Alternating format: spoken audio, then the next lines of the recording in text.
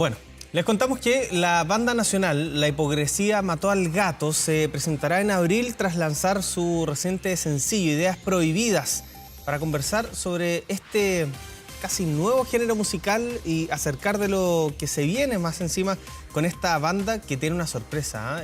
Nos acompaña a esta hora Tomás Cordero, tecladista y compositor del grupo. Tomás, ¿cómo estás? Muy buenos días. Hola Kevin, muy buenos días. Estoy muy feliz de estar aquí conversando con ustedes. Muchas gracias por la invitación y el espacio. Oye, Tomás, yo para preparar esta entrevista me puse a escuchar La Hipocresía Mató al Gato y me gustaría preguntarte a ti, para que tú le cuentes a la gente, ¿cómo podemos describir la música que hacen ustedes?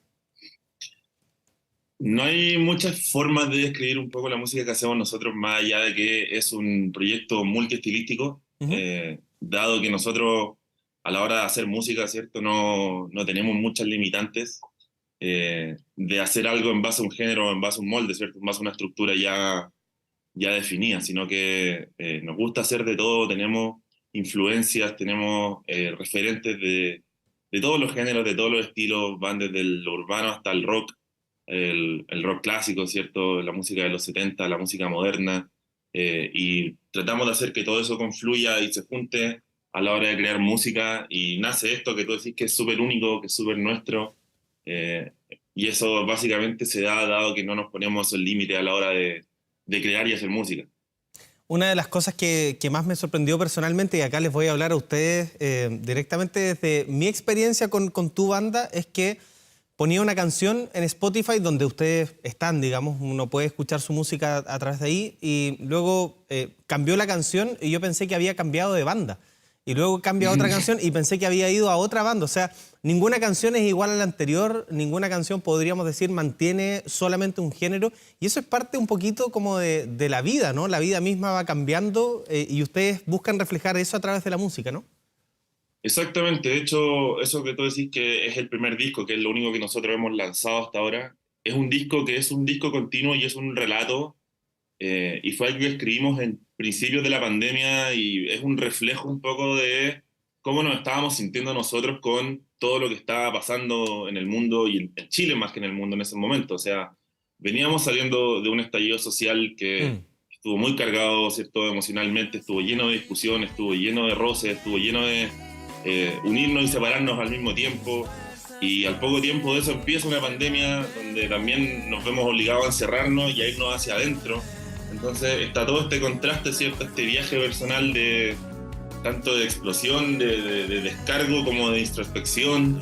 Entonces, por eso ese disco también tiene esa característica de que no nada se parece, ¿cierto? Mm. Y es todo como si fuera un viaje o como si pudiese decirse el viaje del héroe, pero acá no hay ni un héroe, sino que es simplemente el reflejo de lo que estábamos viendo y sintiendo en ese momento.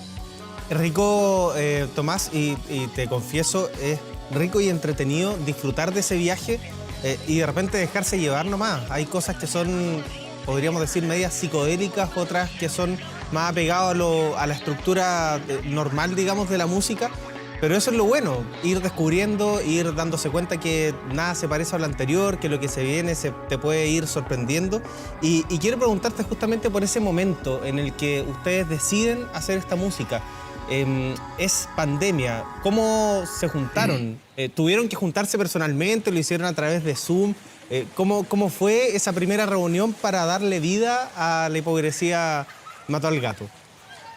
Nosotros, yo y Nicolás, que Nicolás aquí no me acompaña, pero Nicolás es el vocalista, el otro compositor, ambos somos productores musicales y ambos tenemos un estudio de música.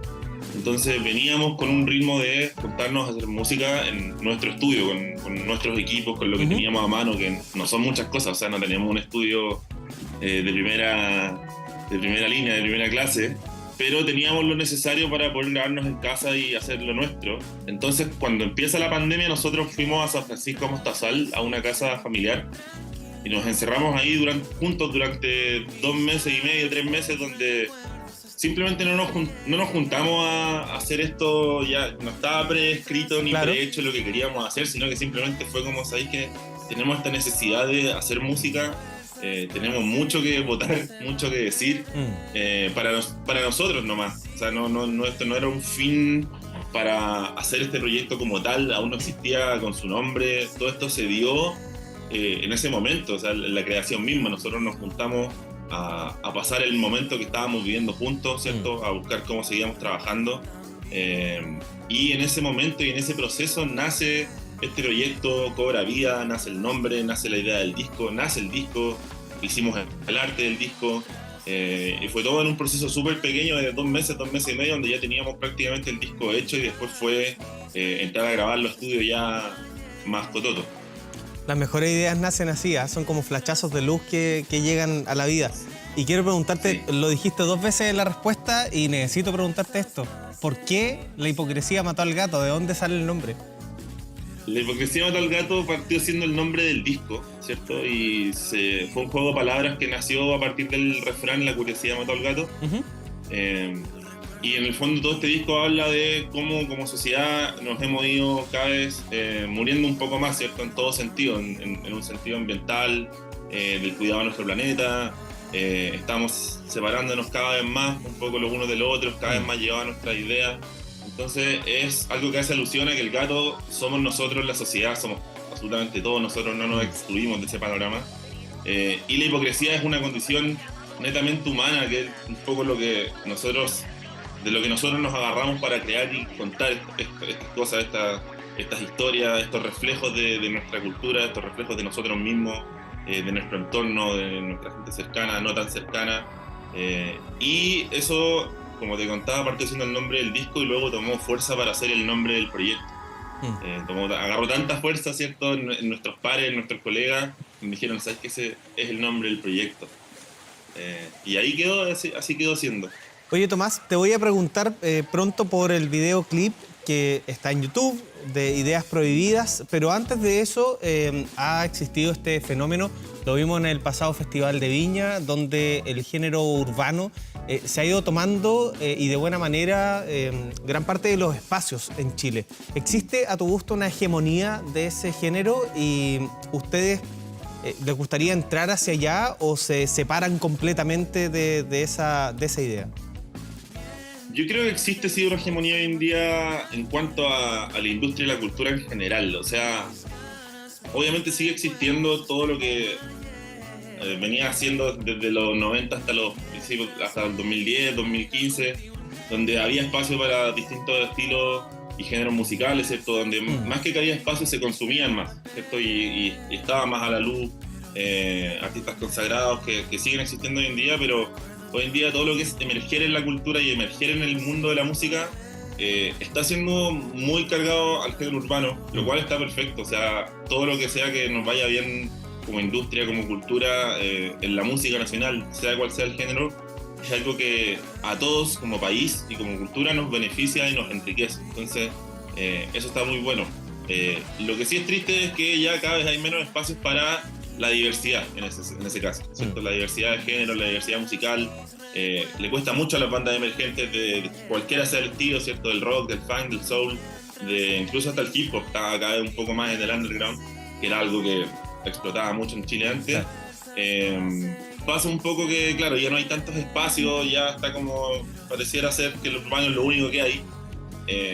Nosotros, como te contaba, no nos ponemos el límite a la hora de hacer música, entonces el día de mañana si nos dan ganas de hacer algo similar, probablemente lo hagamos, pero a nuestra manera, o sea, con nuestra forma y nuestra musicalidad.